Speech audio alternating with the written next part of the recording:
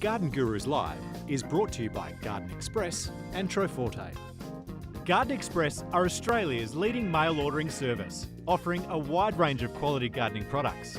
Each week on the Garden Gurus Live, the team at Garden Express will share a weekly offer. So make sure after today's show, you jump online and visit their website.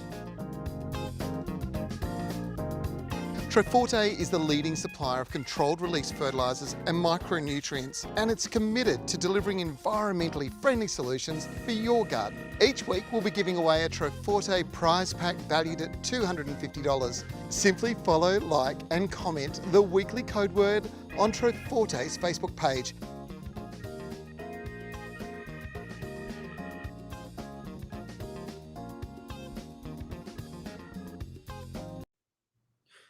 Saw those Troforte images of me with a beard. I forgot what that was like. Hello, I'm Trevor Cochrane. Welcome to the Garden Gurus Live. It's great to have you joining us this morning.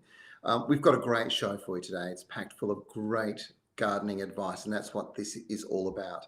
I actually have a lot of questions already flowing through, so we'll be pretty busy as we go along this morning. We are not catching up with the team from Garden Express in person today because it is a public holiday in Victoria and they're taking a well-deserved day off. But we will be giving you a little bit of garden inspiration from them a bit later on in the show. We, of course, have our $50 gift voucher so that you ask the best question and you win that. You can go shopping on Garden Express anytime you like, actually, 24/7, 7 days a week. It is the perfect place to do it all from the comfort of your armchair, and it's delivered direct to your door. And on top of that, the Troforte prize pack is back this week, and it's effectively a year's supply of Troforte for your garden. So that is another one. We'll give you the code word a bit later on. There is some exciting news out of the team from Troforte. I think you never get to meet these guys. They work so hard. They're a family business, very much so. And a big member of that family is the Shara, who has just announced her engagement. We might try and get her on at some point in the future and get her to talk about what her plans are ahead. She's a lovely, lovely young lady. We have a very, very cool plant to show you this week. It's crazy. You've probably never seen anything like this. Boophony. Let's have a look at it.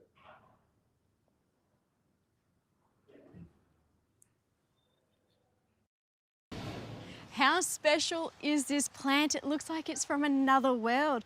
And this remarkable plant is called a boophony, and it originates from South Africa. And if you take a closer look, you'll see it's actually a bulb. And they're highly sought after for this amazing foliage, but also their flowers, and they make great container plants. This is a winter bulb, which means it will go dormant over the summer months instead of the cooler. But before it does that, in late spring, stunning firework-like blooms will appear. They are best grown in taller containers to better mimic their favoured growing environments. And for juvenile bulbs, a pot that is 15 to 20 centimetres deep is ideal. But as that bulb matures, you can repot them into a pot that's about 40 to 50 centimetres deep, and that will do a really good job for them. But when you are repotting, make sure the bulb is dormant and plant the bulb mainly above the soil, just like this. They are highly sensitive to excess moisture during the growing season. So, a sandy soil with good drainage is a must. Even blending perlite or coarse sand into potting mix will do wonders for them. They love full sun and thrive in dry, harsh conditions. So, you really don't need to give them too much attention or water to have them thrive. If you love strange and wonderful plants, you can pick up your very own 4-year-old boophony from Garden Express. Head on over to their website at gardenexpress.com.au.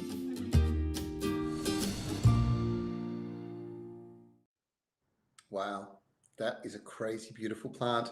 You know, we're heading into a really hot, dry summer, and after coming off 3 years of La Nina, which is extra wet summers, we're now going into El Nino. It's now being declared, which means that we are, particularly on the east coast of Australia, going to experience some very hot, dry conditions. There's a few things we need to be aware of. One is, of course, fire. That's when you've got a lot of load around the outside of you. If you're living in a sort of semi-rural environment or a rural environment, you need to make sure that you're pulling any of that potential fire load, any of that material that could burn away from your house, away from your buildings, ideally off your property. The other thing, of course, is you think about the plants that you're growing. And this is where Boophony becomes such an amazing addition to any garden. You see, it really is one of those ultimate drought tolerant plants, and it's just crazy beautiful. And I think Bonnie mentions it, but it is actually brilliant in pots. It probably does its best in pots. So if you're in a heavy soil, if you can't control the rain as such, you can grow it in a pot and it'll do a great job. And of course, this is your opportunity to jump online. They will not last. This is always that one day ahead of the TV show where you get a chance to get in and secure your own. They're 4-year-old bulbs. That's 4 years before they were able to get to this point. So make sure you get in and grab one. It's part of that signature collection that David, Rowan and all the team at Garden Express are working on, those rare and unusual plants. One that comes straight out of South Africa. It is a beautiful, beautiful, like crazy beautiful plant. I just love them. I think the style of the foliage, etc., is just really, really good. All right. Well, I think we've got a lot of questions coming through. I should apologise before we do get into it too far down the line because, of course, I wasn't here last week. I was in Sydney, and when we thought we'd be able to get on a plane and be back in time, unfortunately, the flights got cancelled and I ended up taking an earlier flight, which meant I missed last week's show. We'll make it up for you at the end of this series where we do an extra show to make sure we're still helping you with your gardens. All right, shall we get into questions? We have a number coming through. Dave Miller asks, have I heard of the Janina rose? No, I haven't, Dave. Tell me a little bit more about it. Give us some more information. If you don't know and you want us to do a bit of research, I'm more than happy to do that too. Wendy Brown, you're in the Central Coast of New South Wales. I spoke about the size of the root system of Little Gem magnolias. They are quite a large tree, trunks that big on a mature plant. You said, can they be contained? And the answer is yes, they can. But they'll still have quite a decent sized root system. So don't go putting them in an area where they can push a wall over or, I don't know, crack paving or lift paving. You don't want to do that, and they will do it. They're just a normal plant. So if you really want to contain root systems, the best thing you can possibly do is grow them in a container and keep root trimming and foliage trimming, and you will always keep them very much like a bonsai to a constricted size and shape. So hopefully that helps. Wendy Ann, hello. You're in Canning Vale in WA. How hard can I prune my mandarin tree? Well, you can prune them pretty hard. I wouldn't want to see you take any more than 25% of the foliage off your tree. And you need to be aware that if you take all of that off, it probably won't fruit next year because they should be coming into flower about now. So just be aware that you will impact your crop next year, but if you're bringing it back down, and I should say this will help anybody out there with citrus. If you're pruning your citrus at the moment, one is be aware, prune them too hard, you'll affect next year's crop. Two is if you prune them and they're flushing brand new growth, which all of my trees are at home at the moment, you need to be spraying them with eco oil. And the reason you need to do that is because you will find that that new soft growth, that lovely lush succulent soft growth, will be a target of citrus leaf miner, and the moth is active in the early evenings. So spraying at the end of the day, every second or third day for probably 2 weeks, will break the cycle and they'll stop laying eggs. You won't get twisted, gnarly foliage a bit further down the line. Now's the time to treat it. So there's a little bit of advice there. Hopefully that helps, Wendy Ann. Don Moore, you're in Gisborne in Victoria. Hello. Need an evergreen bush shrub tree that's thick, grows fast, 2 meters tall, grows under big deciduous trees. Now, growing under big deciduous trees presents a whole new challenge because, of course, you're talking about it being in shade all the time. And if you were going to do something that was in shade pretty much all the time, under big, thick deciduous trees, I would probably go for camellias. Beautiful flower, evergreen, 2 meters, japonicas. You could do if you wanted a hedge, you could do sasanquas. If you wanted something that's a little bit more open in its shape, there's a few others in the range of camellias that are available that could work quite well for you as well. Magnolias, probably not. Gardenia is probably too small. So yeah, I'm going to suggest to you that you go down the line of camellias, unless of course you're looking for something native. We can talk about that later. Vanessa Morton, hi Vanessa, how you going? Maidenhair ferns, you're on the Gold Coast. How do you grow them? Well, number one thing with maidenhair ferns, I'm just getting this right, but number one thing with maidenhair ferns that you need to be aware of is that they love moisture. And if they're in a windy spot where it dries out, if they're in a spot that dries out, if they're in a spot that's got really sandy soil, they're probably going to flush growth, look good for short periods of time, and then when you get an extreme, they'll probably go off. That's just saying that they're not in a happy spot. So think about where you're going to put them. Should be shaded, protected from wind, ideally moist all the time. And if you've got those three things, maidenhair ferns will love you and they will reward you with that beautiful foliage. Okay, I think there might be one question above Jody actually. Lynn Winstanley, hello Lynn. Okay, you're over here in Claremont, I know that. What's the best mulch for my gardenias, azaleas, and white hydrangeas? Okay, well, pretty much all of them have one thing in common. That is that they prefer acidic soil. When you're putting mulch down, and a place like Claremont actually has an alkaline soil, you want to buffer it. Mulch of all sorts will act as a buffer on pH, so it'll neutralize it. But ideally, you want to acidify the soil a little bit. If you acidify it a little bit more, minerals like iron and magnesium are more available to the foliage. Now that's a big opportunity for you to have the best looking plants. So what is a mulch you could use? My recommendation is that you look at either a pine bark mulch, even better if you can get your hands on it, and sometimes that just means you've got to go out to a pine plantation, but pine needle mulch, if you do that, it really acidifies the soil and does a great job in getting them looking fantastic and saving water all at the same time. Okay, Jody Wilson, New Mexico, New South Wales. Hi, Jody. It's great to have you back. We really appreciate your involvement. You've got a great question here because it's a weed that I don't really have a huge amount of experience with. Khaki burr. How do you treat it? It's taking over your lawn. It's a buffalo lawn and some kikuyu. How often do I spray it? It's a really interesting thing. Now, look, I don't think the weed and feeds are actually listed as something to really take it out, but they're going to knock it back. So maybe some repeat applications of some of those hose-on weed and feeds. Now, remember, only use the one for buffalo lawn. If you use the regular weed and feed on buffalo lawn, you'll set it back. You don't want to do that. The only other thing I can suggest to you is that if you get a bit of a control over it and you see it popping up, is the occasional spot spray. There's a wonderful new formulation of Roundup. It doesn't have glyphosate in that chemical that we've all been, really worried about. It's brand new. They've gone and they've listened to what's been said and they've come up with a terrific new option for home gardeners. So that might be one where you can go around and just spot spray with an RTU, a trigger pack, and get control of it. Hopefully that helps. All right, Carol Baker sent through some photographs. Let's have a look. If I chop these off, will they regrow or are they just getting taller? If you chop them off, they will get bushier. Yeah, there's no reason why you can't prune them. It will sort of encourage a bit of spreading growth. It's not the greatest of photos, but it does give you an indication that it's a bamboo and that bamboos can be pruned, stop them getting too tall, and it tends to push out more growth underneath. So how you go about that's up to you, but I would suggest you do it. All right, Wendy Ann, I'm not sure where you're from. Oh, Canning Vale, you're in Western Australia. Will eco oil harm your bees? Now, eco oil is, there's a terminology they use.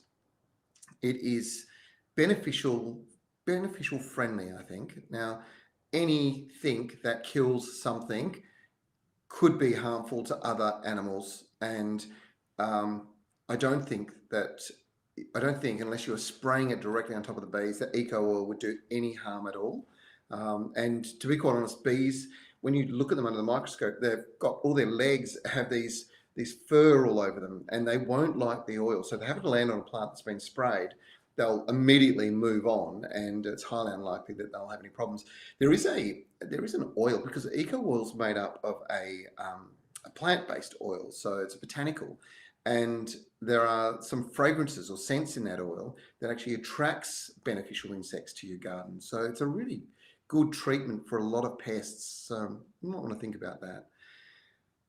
Where are we going next? Esperance. You're driving south coast of WA. This is Hayley Dawson. Sorry, Hayley. Hello, welcome to the show. I was hoping you could identify a plant for me, please. We're driving through the south coast of WA, headed to Esperance from a holiday in SA in June this year. The photo I supplied was growing in the bush on the side of the road. Well, that'll be a challenge for me, and I can't really tell you because I'd really want to see that flower up close from that particular photograph. You can see me leaning in, put my glasses on. It's still not helping me an awful lot. Let me do a little bit of research. I have a very good friend down that part of the world, and we might flick her that photograph and get a little bit of feedback because it's too difficult for me to identify here. So let us do some homework, Hayley. I'll make sure that we write that down. I'll make sure Wei records it and we take a look into it. Should say we've got Wei here today helping, but of course it's Shay Lee who runs the show when it comes to Garden Gurus Live. And it's been her birthday this week, and she hasn't revealed how old she was. She's 22. She's 22. Can you believe it? Good grief.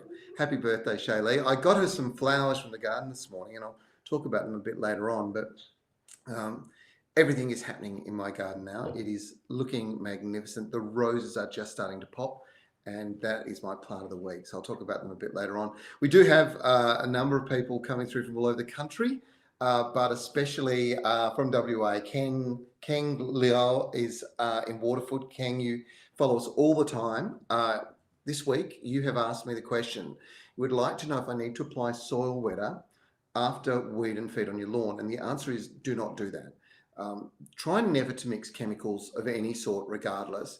The soil wetter does something very, very different. It'll actually, to some extent, almost wash the weed and feed off the foliage of the weeds that you're trying to control. So don't do that, mates.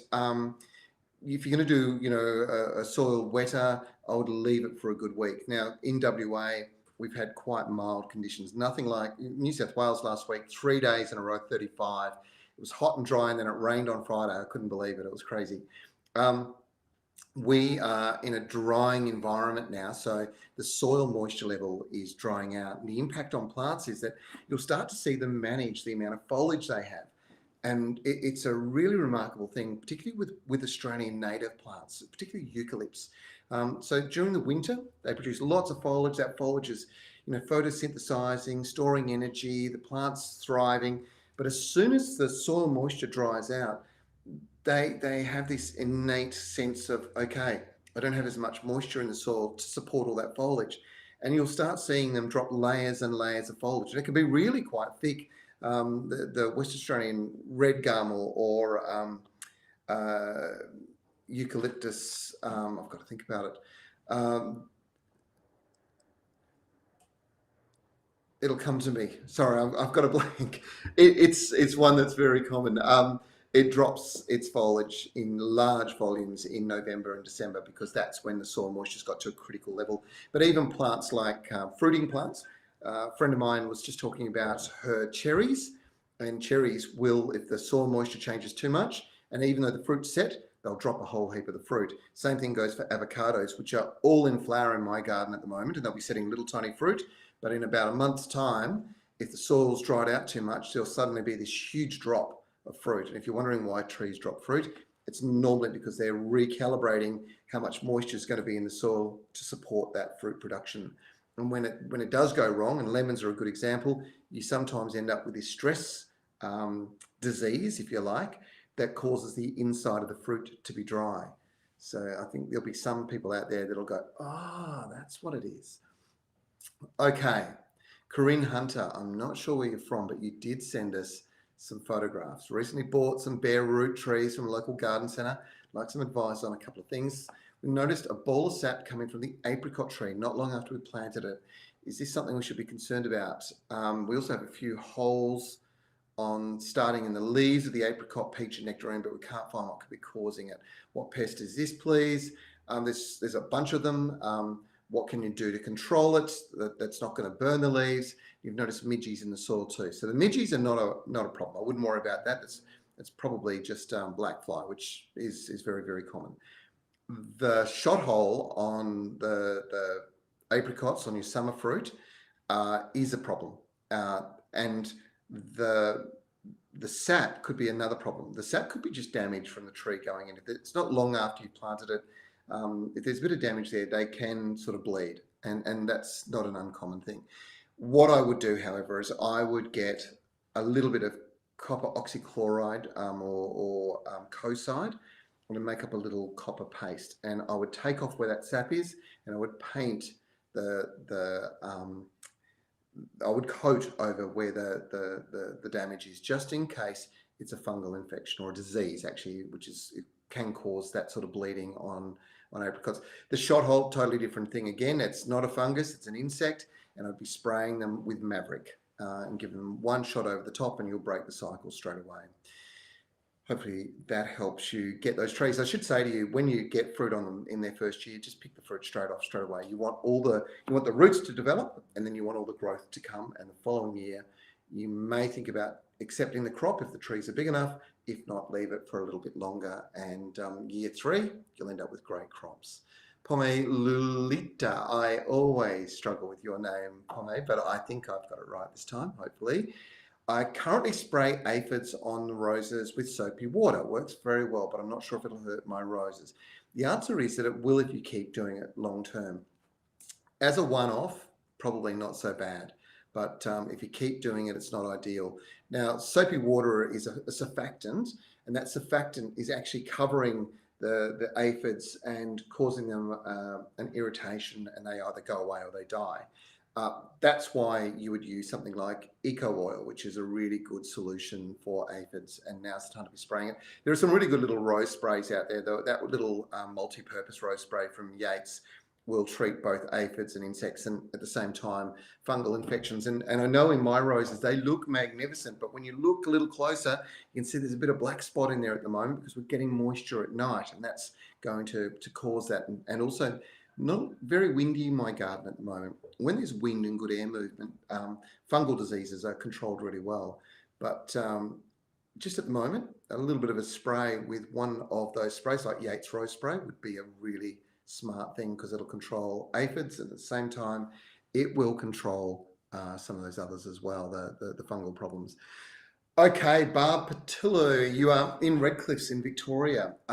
Good morning, Trevor. My question is, I have a rope Hoya that just won't grow. Had it for 3 years.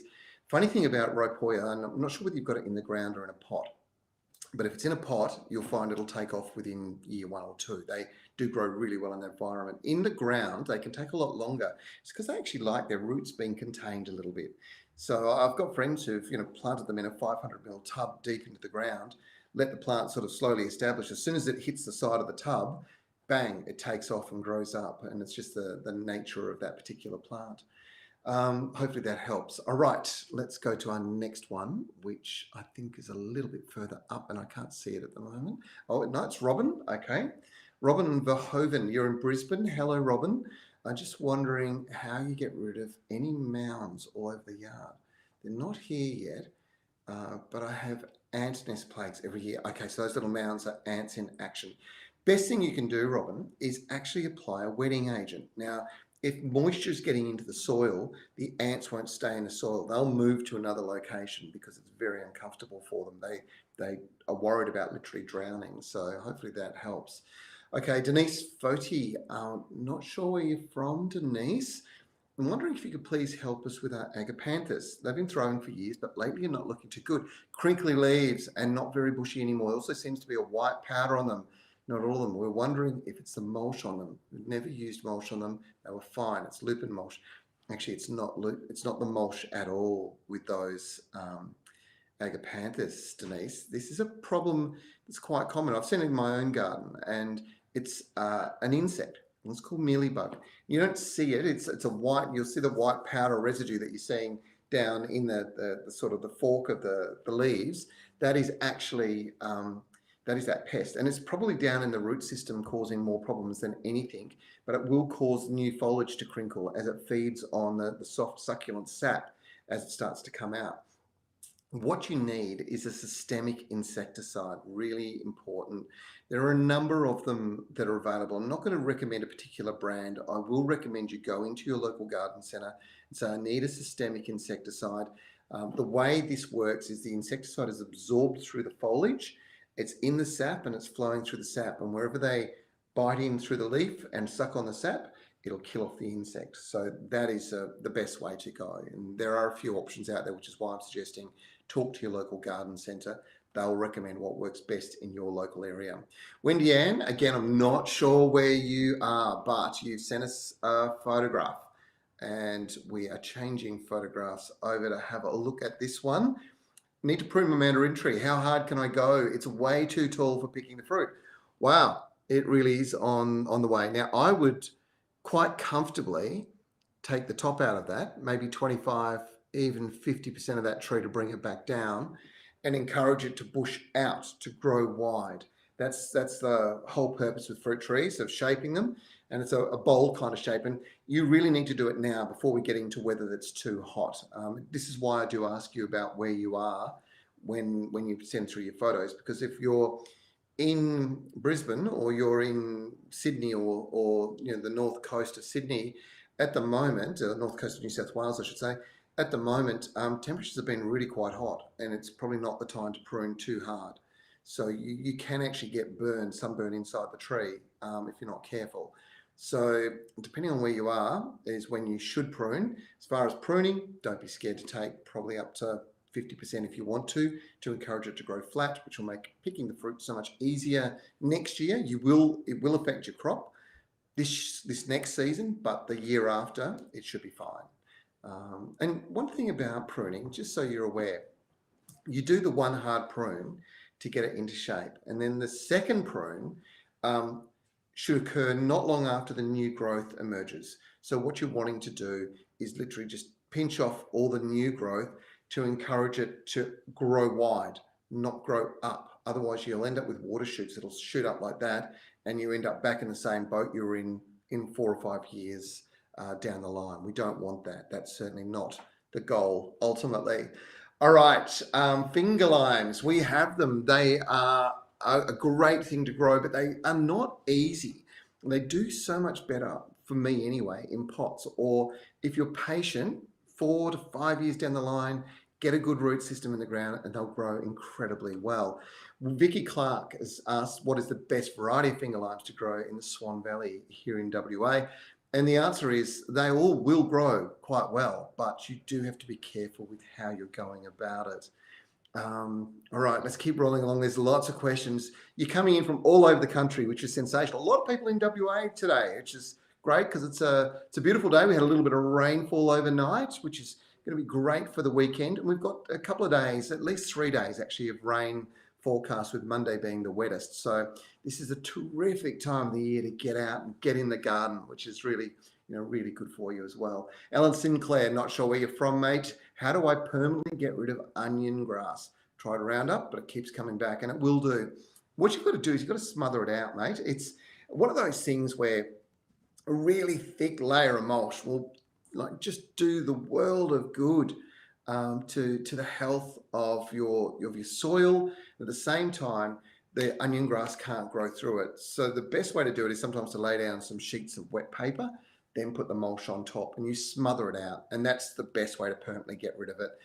You may need to do 2 layers. So that's initially 10 to 15 centimetre layer of really thick, chunky mulch over the top of the garden beds where the onion grass exists.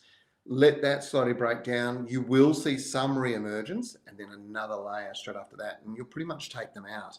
And it's the safest way to do it. You're not necessarily having to use any kind of systemic herbicide. So hopefully, Ellen, that helps. Shall we do the plant of the week? I think we should. Let me just grab this. So if you're going to tell somebody you love them, do it with roses.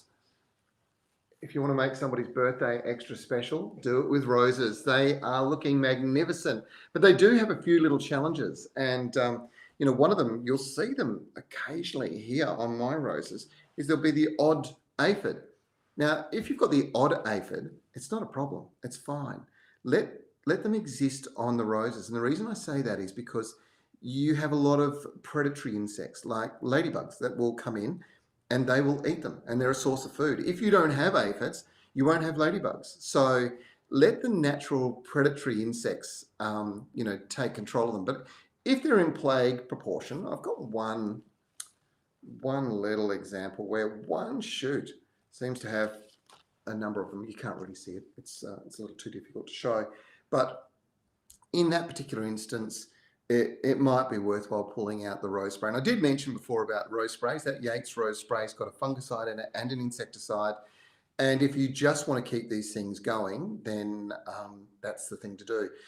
In Western Australia, there's also a mite called the chili mite. And if you are going to do something, now's the time to do it. Spray now before they've done the damage. So again, those general rose sprays, that Yates one, is quite effective against mites and even scales on roses. So I would suggest that you think about roses. Now, there is one more tip I want to give you, and I'll talk about these varieties in a second too, just for the exercise. The one tip is, and you need to understand this, is that if you want the very best results out of anything that's highly productive, like these guys, you have to understand that to produce all these beautiful big flowers, and there are literally, there are tons of them, it uses a lot of energy. That energy comes out of the soil and from the sun. So the energy from the sun is converting through photosynthesis, sunlight into sugars. And those sugars help the plant grow. But at the same time, it needs minerals. It needs calcium for the cellular strength. It needs, the dark green is nitrogen and magnesium and iron. All those things are minerals that literally came from stardust. They fell from the sky and they built up layers in our soil, and plants rely on them just as we rely on them. So if it's an edible, we want those things in our diet. Now, when you're in a home garden environment, it's an intensive farming process. There's no more intensive farming process than home gardening, because we tend to grow plants closer to each other. We tend to expect more from them. A lot of the plants are exotic to our location, like these. Our soils are ancient soils, and they only have a certain amount of minerals in them. So once the plants use those minerals, there's a problem, because it literally runs out. And what's going to happen after that? Well, that's a really good question. If you don't replace it, your plant's flowers will get smaller. Your plants will be a little more compact and not quite as vigorous, and they may be more susceptible to diseases.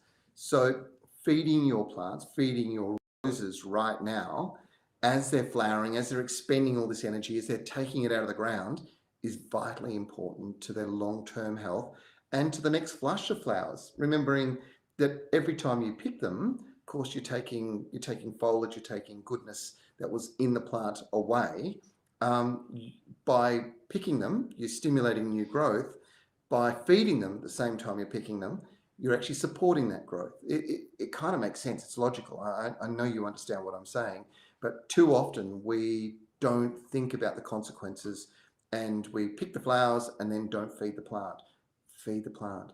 Feed it with a flower-promoting rose food. There are a lot of different flower-promoting fertilizers out there, but Troforte have those sensational ones. They have a liquid as well, and my recommendation would be to use the liquid because it's absorbed through the foliage, as well as the Troforte being absorbed through the roots. And of course, at the same time, you're building up the microbes in the soil, which do all sorts of wonderful things as well. Wow, okay. We've got lots of questions coming through. I think I better put these flowers back because they are Shaylees. I've kind of pinched them over. I will say to you, that's the David Austin. You can see down here, we've got Seduction here, and these are, and they are absolutely stunning, all coming from Standards actually, the Burgundy Iceberg. And speaking of Seduction, there they are. You can see why it's called Seduction, such a beautiful rose. Of course, these are Floribunda roses, and a couple of these guys around here are hybrid teas. And what does that mean? Probably not a lot, because if you're growing them, you've got some that are probably better for vases than others, but ultimately they're all there to pick.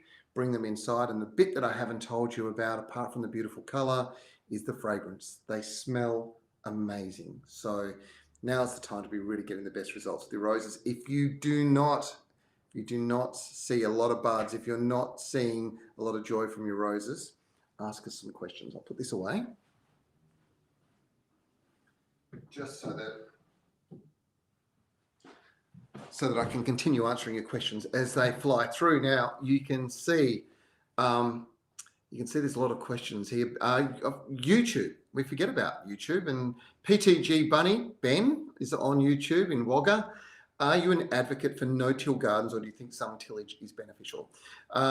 Really good question, Ben. I'm actually an advocate for tilling, and it's really because my kind of garden is a very intensive garden, and what I mean by that is it's highly productive. And by tilling organics into the top 150 millimeters or so of soil, the great benefit is that it opens the soil up, it gets oxygen in there. That oxygen is used by microbes. They break those nutrients down into a soluble form for the plants to use quite quickly. And that is why cultivation has been something that we have been doing as humans for at least probably 5 millennia now. And it's all down to getting that soil nice and open and airy, encouraging those roots to grow through it. Hopefully that helps you a little bit. Kayla D'Souza, this is a question on behalf of your mum. Hello, Mrs. D'Souza. She's got a pawpaw tree. It started growing fruit, but seems to have stalled in growth for a while now. Is there anything she can do to help it along? She's in the Swan Valley in WA. This week, I did some stories. I had my good mate, Clayton Cowley from Sproutwell Greenhouses over here. I have just installed a sensational new glass house. Well, I should say he did it for me, into my garden. And there's a reason why I've installed it. And that is during the winter, being in the hills, and you guys are in the Swan Valley, so you're very similar climatic challenges. It's cooler. It's cooler than the Perth metro area or coastal regions up and down the coast. And pawpaws are a tropical plant, so they need some protection during the winter months. It's just too cold where I am. It's just borderline. I'm growing them inside from here on in a glass house, and during the summer it's going to be extra hot. Doesn't matter. They love it hot. They're fine. So that will sort of be the perfect environment. All I can tell you is that be patient. Now that we're starting to get warm weather, you'll see them start to turn around. Little bit of liquid fertilizer over the foliage might help, but to be quite honest, it's all about the cold conditions with those pawpaws, which is why they're not super happy. But they will come back pretty soon. By November, you'll see the foliage will change. It'll be lusher and bigger and dark green, and flowers will follow, and hopefully fruit in the autumn for you and for me too. Rosalie Alonso Elviro, I'm not sure again where you're from. Please tell me where you're from, guys. It's really important. We're having problems here with our lemon tree. Can't remember its variety. It's supposed to be grafted, but it hasn't flowered or had any fruit since we planted it. And that was 3 years ago. Now the leaves have turned yellow, and applied Epsom salts following the packet instructions to no avail. Really interesting thing. So Epsom salts is magnesium sulfate. It is one of a number of greening elements or minerals that we need to have in our soil. Citrus are incredibly hungry plants. They love having food, and they need a basis. Now that needs to be a complex diet. So that means it's got to be nitrogen, it's got to be iron, which is probably what you're lacking. It's got to be magnesium sulfate, which is the Epsom salts that you've used. Now, when you're using a comprehensive fertilizer, you'll fix all those problems. I suggest that what you've got here, and this is where telling me where you are also makes a big difference. For example, if you were coastal Western Australia, in the southwest corner, it's all alkaline soils. It's very rare to see acidic soils in that environment. So the downside with alkaline soils is it locks up all those greening elements. So the more alkaline, the less available iron is, the less available magnesium is, manganese, nitrogen. They all start to get locked up, and your plants turn yellow, which is what you're seeing here. It's also elevated or extended by cooler conditions, and we've certainly had a cooler sort of a winter on the west coast. So my advice would be comprehensive fertilizer It is the way to go. Okay, what are we doing next? Pome? Yeah, Pome Lulita. I'm going to get good at it, Pome. You do ask a lot of questions, which is great. The leaves on your roses sometimes go spotty and turn yellow. What could this be and how to fix it? That is black spot, and it's a very common thing. And I just mentioned it's on my roses. In fact, if I had a look at those, I'd probably find 2 rose bits of foliage on that might show some small signs of it. When you get a misty night, Western Australia Perth metro area actually had a lot of mist around last night. That moisture on foliage can really encourage the expansion of black spot, and that just causes all your foliage to fall off the bottom of your rose bushes and affects their health. What I would be doing is I would be giving them a bit of a spray at the moment, Lolita. I think that's going to be a very, very important thing to do. Okay, now I'm just looking, there's still a lot of questions coming through from all over the country, but let's go to Fiona Goodrich in Hammersley. Hello, Fiona. I've got a misty pink grevillea, which is a few meters tall and wide. Saw an article where some grevilleas can be cut back hard, even with a chainsaw. Is misty pink one of the varieties that will tolerate this hard prune? And when is this best done? Okay, so all grevilleas should be pruned, and if they get that big that they are going to become a problem, you really need to sort of have a bit of a think about pruning them hard. I'm not a big fan on cutting them back way too hard though. And if you cut them beyond where foliage is, it's unlikely they'll regrow. So you don't want to damage the foliage production. So wherever you cut it, as hard as you cut it back, just make sure you've still got some foliage, some leaves growing underneath that particular cut. Really important. If you do that, it should be okay. But as a general rule, with all grevilleas, callistemons, that's the bottle brushes, pretty much all the natives, they benefit from pruning. In fact, regular pruning is not a bad thing for them. Wait until they finish flowering and then go through and give them a prune. Some varieties, of course, do flower all year round, and you just have to prune when you have to prune. That's just how it is. Rachel Anderson is in Inverleigh in Victoria. Hello.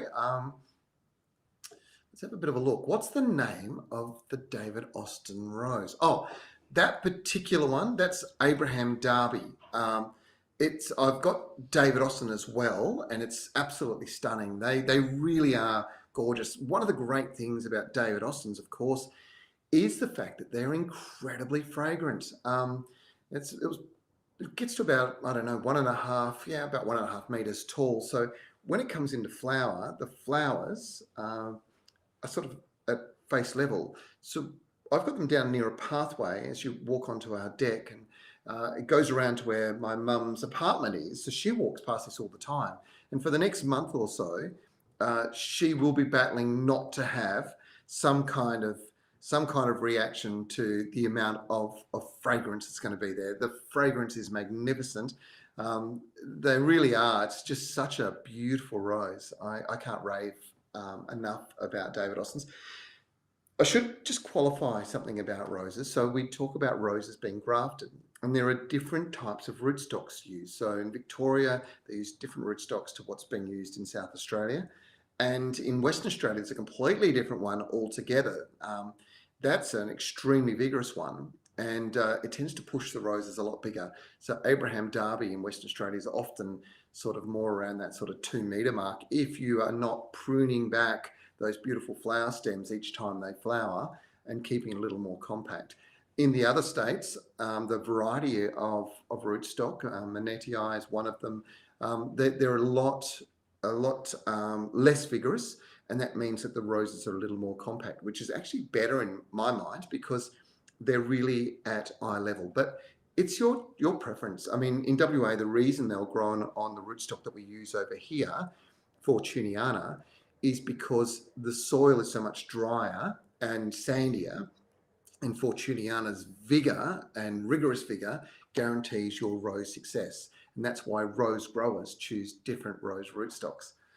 Hopefully I didn't confuse you with any of that information. Sorry. I'm looking, there are a lot of questions coming through. Jeanette Gilchrist brings up a good point about that onion weed. You have smothered them with newspaper for a couple of years, still popping up. Just keep that newspaper nice and thick, right? You know, a few layers of pages. That layer of mulch has to be that thick over the top. I promise you, it will smother them out. They may pop up around the edges of trunks, for example, of plants, or spots where you don't have the mulch. That's a heck of a lot easier to treat than just broad spread through the whole garden bed. This is more about diligence and persistence than it is about any miracle treatment. I will say to you that my granddad on the farm, when it came to one called Guildford grass, he used kerosene. And the whole idea of the kerosene was he would just coat it over the top. It would cause a burn on the general grass, but what it would do, it would follow the stem of the onion grass down to the root, and then it would coat around the root. Now, those roots, if you pull them out, have little bulblets. And by pulling one out, you end up with 10. But in this case, it would go down and smother over the top. But look, kerosene is not something you want to be spraying around your garden, particularly your lawn, and it will kill the lawn to some extent for a period of time before it recovers, but it will take out those extreme weeds like onion weed. It's up to you. I have seen a situation where you can use a brush or like one of those painting, almost like a mop material. I think you'll know what I mean. And you dip that in, and then you just run it over the top where all the onion grass sits over the top, and you just run it back and forth over the top without touching the grass, and the kero will go down and take it out. It's up to you. It's just, that's a pretty extreme treatment if you've got pretty extreme conditions. Lynette Hatzimahali. I hope I got it right, Lynette. Hatzimahali. I don't know if I did, but anyway, I did my best. I'm after some advice. You're in Sydney on what and when to treat a peach tree to make sure there are no white worms in the fruit. So those little white worms, fortunately, they're called fruit fly. And about now, my apricots, I was looking at them yesterday, they're about that big. About now, we will start spraying twice a week to control the fruit fly. It's a difficult thing. I'm going to use Success this year. I have tried the multiple things, some baits, some traps, but to be quite honest, I lose a huge amount of fruit as a consequence, and I really want to be sure. So this year, it's going to be Success. Success, just so you know, is a bactericide. It's not a chemical as such. That bacteria will kill the little baby grubs before they even start going off, so there is no damage to your fruit. It stops the stinging because there's no populations around the outside, but you do have to spray on a regular basis. Hopefully that helps. Okay, Sharon Lee, Rutherglen, Victoria. Why are the leaves on my bearded iris going brown and drying? Is this a fungus? That's a good question. I don't think we've got a photograph of this. It could be a couple of things. So I've seen on bearded iris, and I've had this experience in my own garden, rust. And you know that rose spray I was just talking about before from Yates, spray that over the top, and that will take the rust out of those. And I also use it on my gladioli for thrips and mites. So that's the durability of that particular spray. It does say rose spray, but it does treat all these other pests or the same pests on other plants. Rob Buey, we're not sure where you're from. When should you prune a lemon tree? When it's finished fruiting, Rob. So my Lisbon lemon and my Tahitian lime are finished fruiting. They've just been given a very light prune because they're actually already dwarf trees. I'm just trying to get the shape right with them. And they've been given a really big feed. But my Eureka lemon, the lemons are only just turning yellow. So cutting them off is going to reduce the size of the crop. But thankfully, my Eureka lemon is a huge tree and it's got hundreds of fruit on, and they're huge fruit. So I'm not overly concerned about giving that a prune to get it back into shape. So it's when it's finished fruiting is the key, Rob. Hopefully that helps. Audrey, you're in hello in Canning Vale. Hi, Aud. My geraniums have been munched to death by caterpillars. Just about every leaf is wholly. Should I prune, spray, or remove? You should prune and you should spray. All right. I would be pruning. Then I would go through. There's a few sprays you could use. I would be using Success. That is the one that will control caterpillars the best. And I would act fast because they will be on the move into other plants if you don't get control of it straight away. So I would get out there with the secateurs, prune it back, give it a spray. Success is something, it's a staple. It should be in your garden shed because it pretty much controls all the grubs, which is, one of the most common pests we'll ever have in gardens. Jan Moffat's Mackay in Queensland. Hello, Jan. Thank you very much. We love doing this show too. You gave us some nice compliments there. We've got several 20-year-old Alexander palms. I'm not quite sure. Oh no, old, yes, Alexander palms. And over the last 12 months, they're losing all their fronds. It looks like they're dying. I've cut one down and the trunk and the root system look healthy with no rot or bugs, but something's not right, is it? Now, interestingly enough, they're a pretty hard thing to kill, Alexander palms. They're a beautiful palm. A lot of people probably get confused between Alexander palms and Bangalow palms. And if you can't tell the difference on a small plant, lift the leaf up and look underneath the leaf. On a Bangalow palm, it'll kind of have some dark hairs. On an Alexander palm, it has beautiful silver hairs, very fine hairs, all on the underside of the leaf. Gorgeous plant. What are you going to do to try and fix this? I suspect what you need to be doing right now is applying fertilizer to them, because I've got a funny feeling they sound to me like they're losing their foliage, they're managing it down, maybe they're running out of nutrients. When was the last time you gave them a good feed?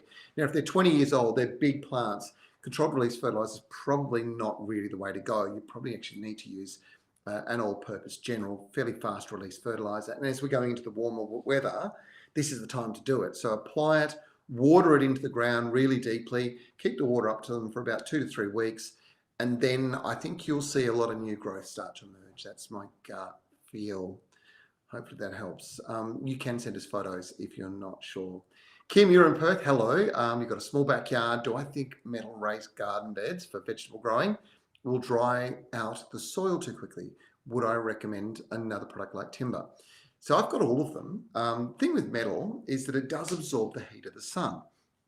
And at the same time, no matter what you say, when fertilizers are in the soil, they're in the form of salts, and salts come in contact with metal and you get rust, and sooner or later they will rust out, albeit the galvanized ones tend to last a long time, as do the other coated types. My preference is timber. I do love timber. I love the look of timber. I think it looks great. I think it works really well. Good thing about it is it keeps moisture in the soil and it doesn't overheat during our really hot days. Okay. Now, we were late getting started today, so we're going to run a little bit later this morning as well. So we'll probably go to about 12:15. So keep your questions coming in.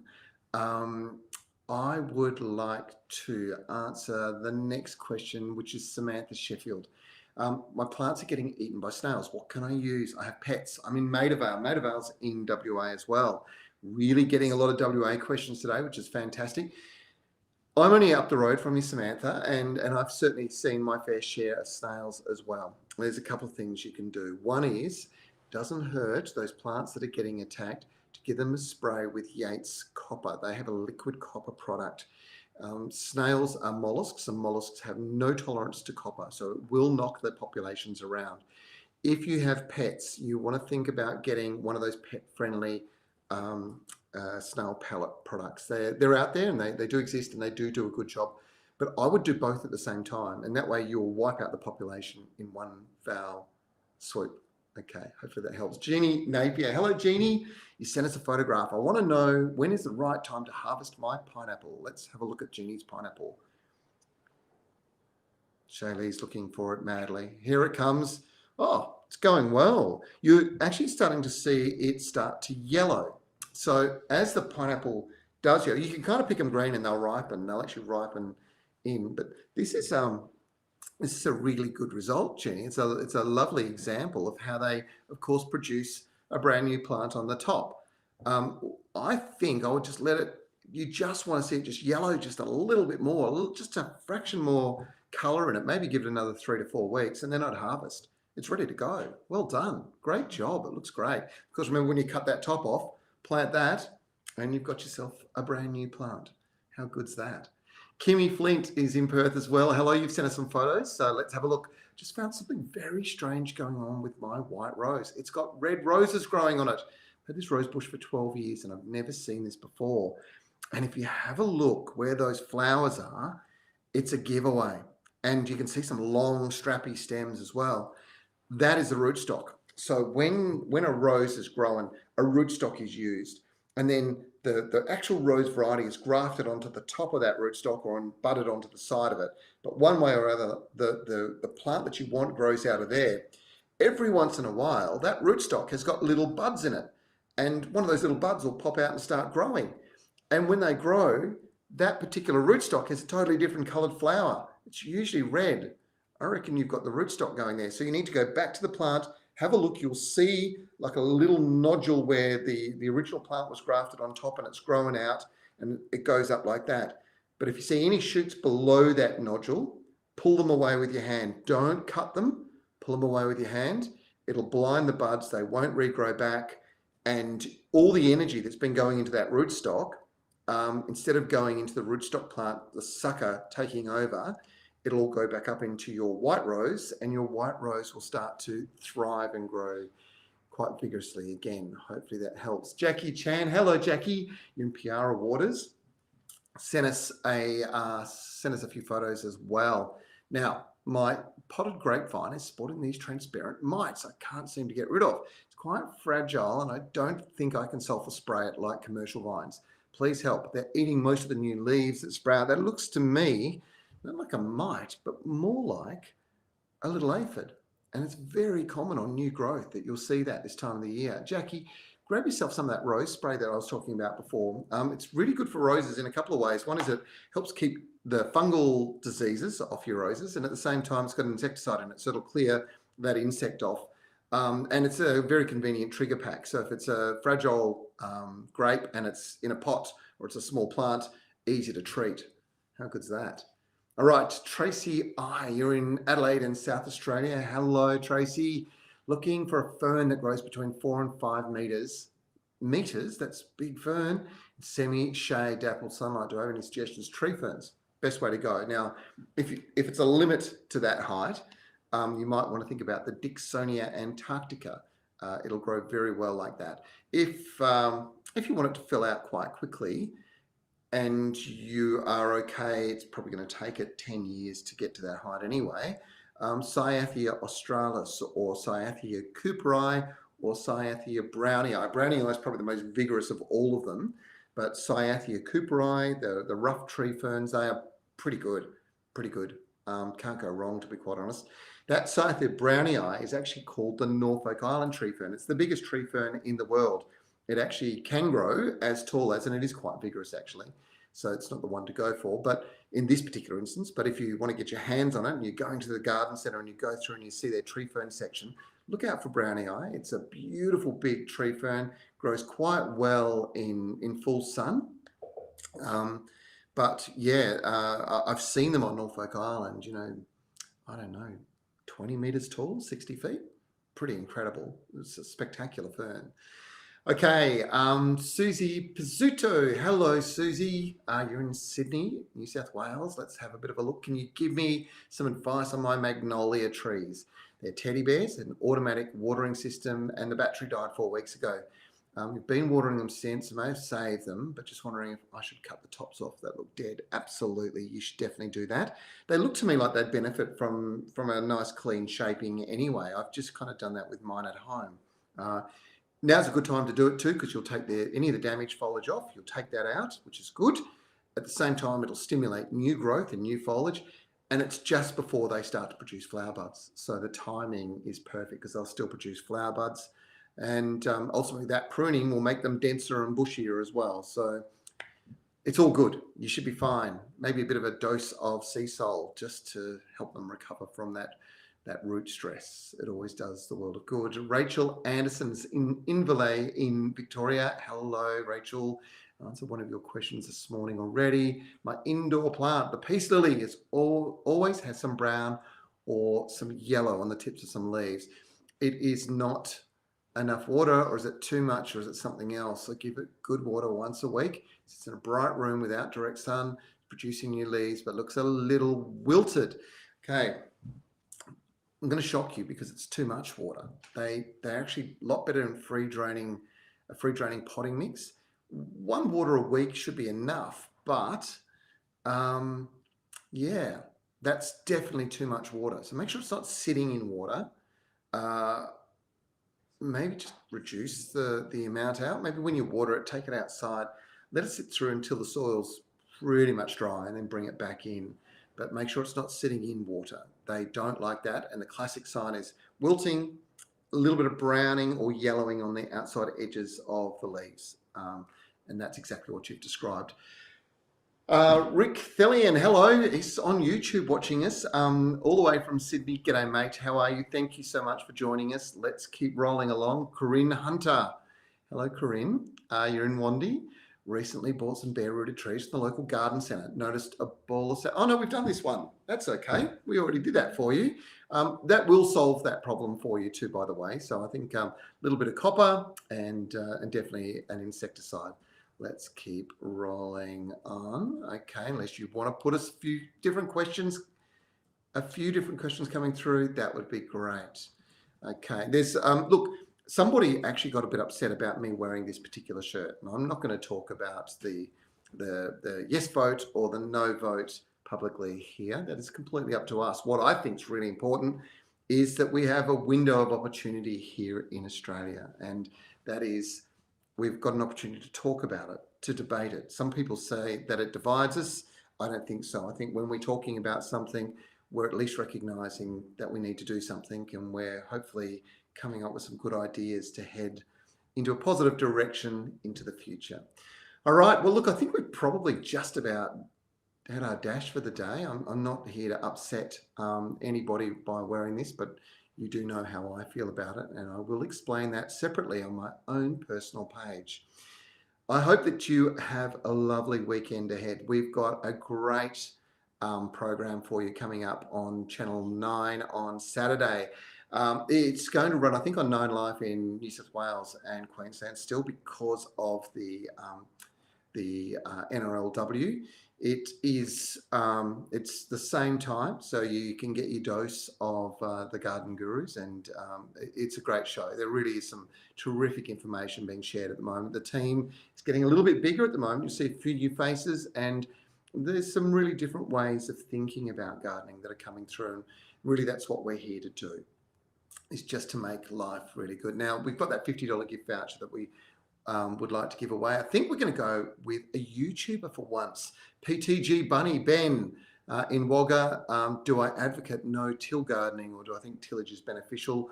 I shared what I think. Not everybody will agree with me, just as they don't agree with me here. But I'm more than happy to actually share that with you. And that's exactly what I have done. So I hope that helps you with your garden. If you are somebody who believes in no-till, that's okay. No problems. I fully respect your point of view and understand that you have a way of working.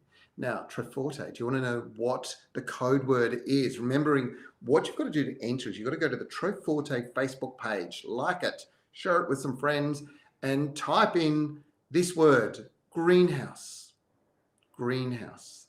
That is the code word. And of course, you can win an amazing year supply of Treforte for your garden. Hopefully that has been a good show for you this week. I'm sorry I missed you last week.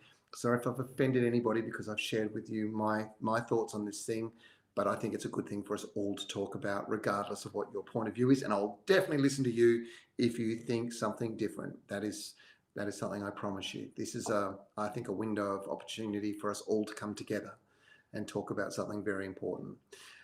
We are back next week. We're back with another great show here on Friday. I will be in Melbourne on Monday and Tuesday. I will be looking at gardens over there. I'm going to the trade day on Tuesday morning. Simon Holloway, who's a new presenter on the show, is joining me, and we're going to do some stories a bit later in that day as well. I'll see you on Friday. I'll have an insight as to how things are in Victoria. I know how things were in New South Wales. It's a bit drier and it's a little bit more challenging. We'll start talking about ways to help your garden be more resilient as we move in to what's going to be a long, hot, dry summer, I'm very sure. Remember, if you want any more information from today's show, you want to rewatch it, you can do that on our Facebook page.